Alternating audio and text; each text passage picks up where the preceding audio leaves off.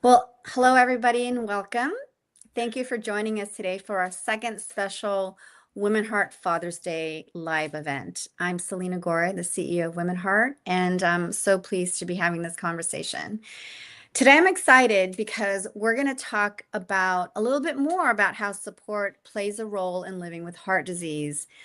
A diagnosis can affect one person, obviously, but it also affects a family. It also affects a partner. And so this journey is often shared right by the people closest to us who are standing by us as we navigate these diagnoses of heart disease. Please join me today in welcoming WomenHeart Champion Denise Sullivan and her husband, Gary. Today, we're going to talk about partnership, caregiving, and all the ways that support shows up in the context of a relationship, a partnership. As we lead up to Father's Day, we've been having various conversations about the role that support plays in women's heart health in general. And as I said, I'm going to repeat again that heart disease doesn't just affect one person, it affects families, partners, systems, communities, and caregivers in particular. So we're very happy to welcome Gary to the conversation. And thank you so much, both of you, for allowing us to hear a little bit about your story today. So let's just start off. If you can introduce yourselves and share a little bit about your journey. So my name is Denise Sullivan, and I live in Maine. And my journey started back in 2007. And Hold it was on one second, Denise. I'm not able to hear you. I'm not sure if, what if you turn off and on your, I want to make sure that we can hear each other. You can hear me, so that's great. Okay, great. So sounds like Sarah can hear you. So we'll so just go Sarah with can hear that. me. Please carry on. Okay. So that my journey started in 2007. I come from a long family history of heart disease. But never really knowing the root cause other than early death. And so we found out in 2007 we were going to be grandparents. And that's when I had a sit down talk with myself and said, whatever these symptoms are that you're having, Denise, you need to address these. I want to be here for that grandbaby. And that's when it started. So that point forward has been a very long journey with her, which continues on even right up to 8 weeks ago when she had her last aortic heart valve replaced. But we bonded together at that point and going to hit this head on and do what we need to do to get her fixed. Great. I think that you both have answered and introduced yourselves, so that's wonderful. Let's go back to the beginning where the journey all started. What was the moment like for both of you, for each of you? Go ahead. Well, for me, I went to my primary care physician and I said, whatever this is, we need to deal with it. We're going to be grandparents. And Sean said, will you do that stress test I've been asking you about? And I said, I'll do anything you want me to do.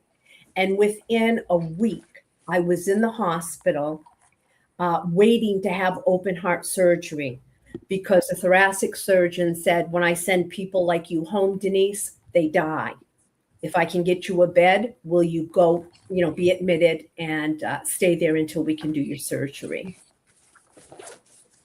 So it was a shock.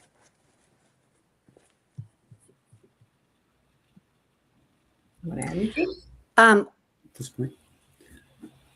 I think you talked about being grandparents. Is that right? Soon to be. Yes. That's got to be an exciting milestone for both of you to share. Let me just hold on one second. So when you think about support with each other, what does that look like day to day? And in the lead up or the anticipation of what you're both about to share, how does the support that Gary gives you, Denise, what does that look like on a day-to-day basis? Well, I like to think that I'm quite independent now, that, I'm doing much better. But the first 2 years, after my diagnosis, and I had a quadruple bypass done at age 47. There were a lot of ups and downs. So I went in, I said, had the surgery, recovery was tough. Gary, he would get my breakfast ready for me in the morning after I came home. And then he'd go to work for a few hours and he'd come home. And by then I would shower, but I couldn't put my stockings on, the Teds, right? Because of the pulling in the chest. So he would come home every morning and have coffee with me and put those on for me. And then he would go back to work unless I needed something more. But I mean, that was a daily routine. Yeah, for several weeks. For quite some time. So let me ask you a follow-up question. On the one hand, it sounds like Gary stepped into action and really supported you. How did you feel in receiving support when maybe you were the one taking care of Gary before, or you were the one taking care of everything, and now you were having to receive that support? What was that like? I remember initially, when we were trying to make some decisions and things of that nature, and when they told me to go home after my stress test, and they said, don't do much, but don't do nothing. And, and somebody will call you the first of the week. I remember being in the bed and saying, I thought a physician was going to come and talk to me before we left. And they said, well, the doctor on call is in the OR right now, but you can go home. And I said, I'm not going home until I hear from someone what's going on. And I remember Gary saying to me, Denise, calm down. Just what none of us wants to hear, right? Calm down. And I remember saying to him, you know what? And I think now this was quite harsh, maybe. Yeah. I said to him, you know what? This is me. And if you can't handle this, you need to step outside the room. Wasn't that awful? But, that's the way I am. I like to know things. I like the information. And, there have been times through this whole journey that we've had many ups and downs. He has been a great supporter. I have to say that, right up front. But there are times that, like when I came out to WomenHeart training, it was the first time I had heard the term. Say it. The term, the helicopter husband, was what I was termed as. And I said, that's what he's doing. That's what he's doing. It made me, he was trying so hard to do everything for me that I began to feel like I had no purpose.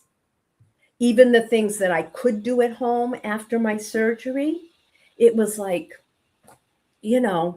why am I even here? But we got over that. We held on to it for several years. And, so forth. But, that term so solidified what I was feeling, and I didn't know what it was. And to know that this is somewhat normal, and not only in my husband, but also in my children. So is it fair to say that there was some form of role reversal between the two of you? Oh, absolutely. And Gary, how did that feel for you then? Did it come naturally? Did it take some learning of new ways of living together, relating with each other? What was that like for you in your transition? For me, it was such a shock that, I was 45, she was 47, that I might not have my wife any longer. So I really felt like I had to jump in and do everything so that she could prolong her life and we'd have her as long as possible. It wasn't a difficult process for me, other than that target was moving from time to time on what she wanted and what she expected, and when I was doing too much. But it was a very easy process for me. It was what needed to be done. We needed to take care of, my wife and the kids' mom, and make sure to do everything that we could possibly do to make her life easier, to prolong her life. And we made it through it. It was like I said, there was ups and downs, but and I find it interesting too that he uses the word prolong, because after my open heart surgery, the surgeon came out and told Gary, if we had not done this surgery today, she would not have survived 6 months. She would have had a massive heart attack, and there would have been nothing we could have done for her. And so I think that, along with, I had some complications afterwards, in that I felt something wasn't right. And everybody kept telling me it was in my head, all of my healthcare professionals, and asked me if I wanted to go see someone and talk to somebody. And it's like, no, I'm doing very well day to day. I said, but something's not right in my body. I can feel this. And it wasn't until several months afterwards that Gary said, when you're ready, just go to the emergency room. You call me and I'll meet you there. And so I called him one day and said, I'm headed down. And I had just been to my cardiologist's office. I did not see my regular cardiologist. And they told me, the ER doctor told me, you're not okay, Denise. And what they had found is I had blockage below all of my touchdown sites from my open heart surgery. So what that means is, where they jump over the blockage when they do your open heart, where they tied in the new vessel, there was blockage below that. So my heart wasn't getting that oxygen that it needed to continue to do the work that it needed to do. And at that point, they basically told me there was nothing more that could be done for me. They did take me in to do a stent, and I had a heart attack on the cath table. So that was kind of scary. But, it wasn't real painful. I kept thinking it's going to get worse. The pain's going to get worse. But it was just like somebody put a little teacup on my chest. And that's when they said, go home, don't do nothing, but don't do much, and hope that you survive long enough that your heart gets bad enough that you qualify for a transplant. And I mean, we truly mourned our marriage. We did. We went to a special spot down on the coast, just sat on the rocks, listened to the waves, and it was a rough day, because really felt at that point that she didn't have much more time. And I mean, it sounds to me like there's been a big roller coaster that the two of you have gone through, this journey that the two of you have gone through. It also sounds like you've been through some really rough patches in this evolution, but it sounds like you've figured it out, right? You sort of have gone through the journey and sort of come out the other side. What was the point at which you realized, you know what, the rough patch, or the the mourning of the marriage, the mourning of the way things were, has morphed or transformed into, this is now our new normal. This is now our new state of being. What was the point where maybe you woke up one day, or I don't know, over the course of a summer or a season, where you were like, oh, this feels like different. We're not focused on what we've lost anymore. We're focused on sort of this like emergent life, and now obviously focusing on these beautiful milestones that are yet to come.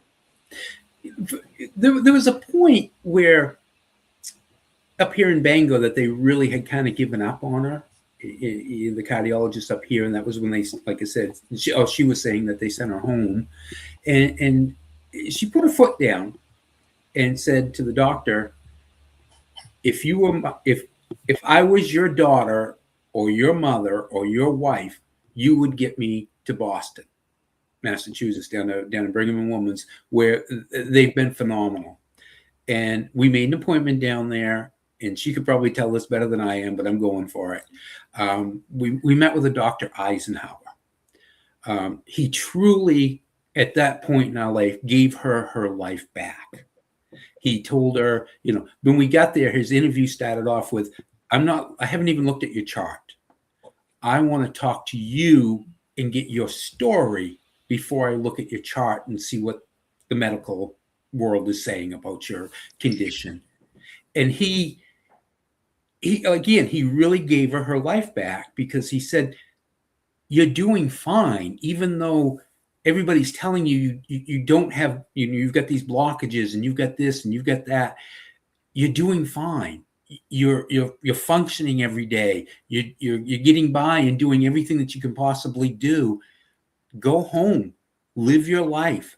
Don't let it get in your head that you have heart disease. And when something changes, you call me and we'll get you in and check you out. And that point on that ride home. Oh, it was down in the parking lot when we got our car. Yeah. It was like there was hope. There was hope that things were going to be okay. It was a huge changing point for us at that point, that we knew we just had to continue on with our life and not dwell on this. And it was the point for us that we knew we're going to be all right. We're going to get there. I mean, we left that office and it was the first time, I say, when we went to Scoot Point and mourned our marriage, and I told him he needed to get remarried because he was a young man, but don't forget about me. Don't love your new wife more than you love me. Make sure she's good to my kids, all of these things. We sat there and we cried. And when we came down from Andy's office, we sat in the car and we cried again together, because for the first time we felt that there was hope, and like he said, this is your new normal, Denise. Even if all of the things we're looking at tell us, we don't know why she can do what she can do. He said, you're telling me that you're able to do this and you're able to do that, and you're not having issues. So what that means to me is this is your new normal. We can't explain everything. And as Gary said, when something changes, that's when you pick up the phone, you call me, and, we'll look and see what's going on. And I have had a number of events happened, since then. And it's just remarkable to me, because I lost my father when he was 37 years old, having open heart surgery. And I was 16. And when I had my open heart, my daughter, my youngest, was 16, and it felt very much like deja vu. So even the fact that I kind of came out on the other side of that, and I tell people when I speak, I remember like going to sleep, and then there was a light, a very, very bright light. And I opened my eyes, and it was the ceiling light over my head. I said, and that's when I said, I am alive, and God still has things for me to do here. And I really think that being a WomenHeart Champion is a very big piece of that, and spreading my experience, my story, directing people to WomenHeart, where maybe they can, sign up and get with a sister match, to help them talk to someone who's been through that same thing.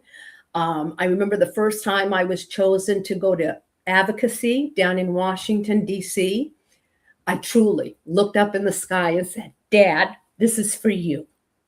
Because the things that I have had done were not available when he was alive. And it is the research, it is the technology, it is the trials, why I am still here today. So by continuing that, my children will live longer. My grandchildren will live longer. Gary and I have both been in studies. About 4 years ago, was it? 5. Gary had a heart attack.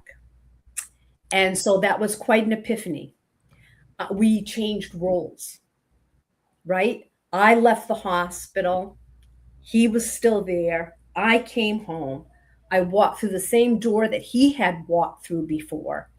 and thought I could be a widow right now. And so it was all about, what do I need to take care of him? What do, we need to do? And, he knows as much probably as any WomenHeart champion out there, because he's traveled with me. He's Yep. set up, he's gone. And I did a huge event a few years back and drove down myself, and he came down and helped me set up. It was for a whole weekend. But then he rode the bus down on the last day and helped me pack up so that I wouldn't have to do it all alone. And believe it or not, when we were at that event, there was a woman who was at another booth who actually was having chest pain and so forth. And she got taken by ambulance. I'm like, we need to call 911. And she was actually taken to the hospital, and she was having a heart attack. So every place I go, every person I talk to, every spouse that Gary talks to, or whatever, we know that we make a difference, because these are real stories that people can relate to, very much so. Well, despite this very unorthodox way of running this Facebook Live, or this live event, I've taken a lot of lessons away, and a couple of things that really stuck out to me. One is, our self-advocacy in the medical setting has to be constant. Mm-hmm. Yes. And that consistency is not always possible when we are compromised, or when we are going through surgery, or when we are just feeling so weak that we can't advocate for ourselves. So having a partner who can do that for us when we can't do that for ourselves is critical. And I think that is the support that Gary has shown in such a beautiful way. And the second thing I think about is the car, right? That letting yourselves each express the emotion, the emotional roller coaster that often comes with this experience is really important, right? And giving each other the space and holding that space for each other is another way of supporting one another. And then the fact that, Gary, you've had a heart attack, right? The fact that you are now able to twice, and that you were able to be there for, like, I bet some muscle memory kicked in for each of you. Like, this is what we do for one another, right? Yep. Now we have a script in a way of how to show up for each other in this very particular way. And then I'll just add in, because I lost my mom when she was 39. There's a particular kind of loss when you lose a parent quite young, right? When they're young, when you're young. And I can imagine that there's some very, important waters that you have to navigate when there is some, right, PTSD or triggering, right, when you've had your event and then your child is going through what you went through, right, in the face of your loss. So there's so much in that. But what I want to ask the two of you is, what's something that you've learned? What are some key takeaways that you've learned throughout this entire experience that you wish more people understood, so that their experience is a little bit better? Interesting question. Support is extremely important throughout your whole family when you have an event like this. And for me, I also, at the time, I owned my own business, and having the support there so I could take the time to take care of myself and to take care of Denise when she needed me the most. But I always try to mention when we have a family, not necessarily a family member or a friend, who the spouse is going through problems, I always reach out to the other person and say, what do you need? Because it's very, very hard on the other person. People have no idea that what they're going through, trying to deal with all these emotions and all these thoughts that, geez, I'm going to be alone, and you really need that support group for the spouse as well, as the person going through it. So yeah, I mean, that support could include putting on someone's stockings, right? Like, that's not in someone's vows, and yet there it is, right? That's a real important example, right, of the day-to-day of life that has to happen. What about you, Denise? What would you say is something that you wish more people knew?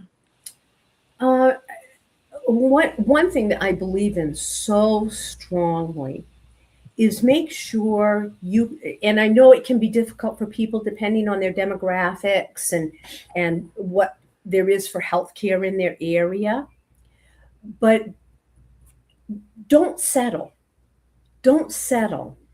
Um, and make sure that you find a primary care, a cardiologist, whomever it is, that you mesh well with.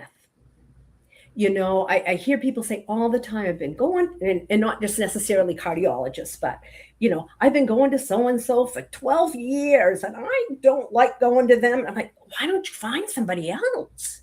You know, you could have been on a lot of waiting lists in 12 years, right? And so we know it takes time, but I think having that relationship with your healthcare team is so important. Yeah. And to talk about things, be open and let people know what you're feeling and what you're going through and how it feels to you, but also remember to listen, because they're feeling things too and they're going through different things. And you know, there were times I was really not very nice to Gary. Yeah, I mean, I can remember like grabbing him right by the shirt and shaking him one time, you know. Because I had pump head and I didn't know what it was. Nobody had ever told me what it was. And he's like, oh, if we had the kids over for dinner, and he's like, oh, you know, your mom, if she can't remember, she'll make it up. Whoa, that was the wrong thing to say. Trigger word. You know, and that's really the first time I admitted to him that I was having difficulty remembering, that there was something going on in my head since my surgery. And of course, I didn't want to tell my doctor because I thought, well, now I don't need dementia or Alzheimer's, right? After getting through this heart thing. And so, you know, it's a real rocky road. It's a real rocky road, but use that support that you have around you. And even if you have to step back and say, and I know there were a couple of times, especially because I've been almost 20 years that I've been going through this journey, that Gary's just said, I can't do this right now.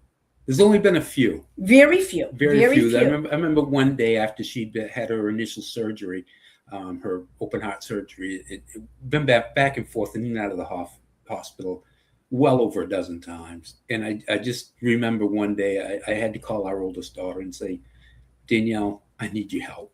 You got to go be with mom today. I just can't do it. I can't do another day. And it's important to recognize that too, because to be good support, you've got to pull away and gather yourself from time to time too, so that you're making the right decisions and not exploding from emotions. So reach out to the whole support team, not just lean on one. And as the patient, try and be respectful of that and say, I do know this is a lot. And I think I know what you're going through, but one truly does not until you're in those shoes. That I couldn't have said that better myself. You know, I think I just want to go back to earlier point that you made, Denise, about not settling. I think that point is so critical as women navigate their heart journeys. You know, it's never too late to change doctors. And, you know, as you said, if you're not feeling well, that should be your primary indicator for whether or not you've got a good relationship with whether it's your primary care doc or your cardiologist. I'm taking so many nuggets away from this conversation. I know we could continue it for a long time to come, but I will just wrap up by thanking the both of you so much for sharing your story. This is a really incredibly important conversation, and we're going to continue to have these throughout the year. I'm so grateful for the two of you for opening up and being open about so many things, including your relationship and some of the tougher times that you've been through. As we recognize Father's Day, you know, we're celebrating the people who show up and the role that they play in women's heart health. So Gary, thank you. And men's heart health, as the case may be. If you would like more support for women accessing education, advocacy, community, you are very welcome to join the WomenHeart community. You can learn more You can also donate to support all of these efforts at womenheart.org. Gary, happy Father's Day. Thank you. And thank you everyone for joining us today. Thank you. Thank you.